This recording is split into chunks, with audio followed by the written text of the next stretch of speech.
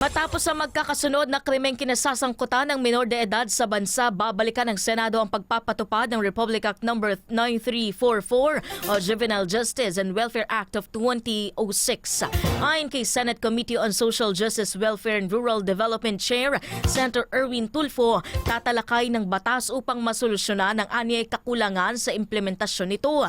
Isa sa bibigyang pansin sa pagdinigang kakulangan ng maayos na pasilidad ng Bahay Pag-asa o ang Rehabilitation Center para sa mga Children in Conflict with the Law o CICL.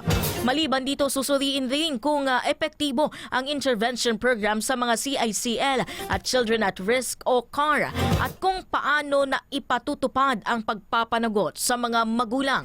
Tatalakayan din ang probisyon sa batas gaya ng age threshold para sa criminal liability.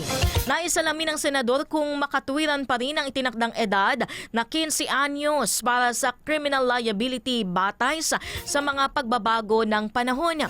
Dagdag pa ni Tulfo, isasaalang-alang rin sa pagtalakay ang mga pananaw mula sa mga eksperto sa batas, social welfare groups, simbahan, medical professional at mga magulang.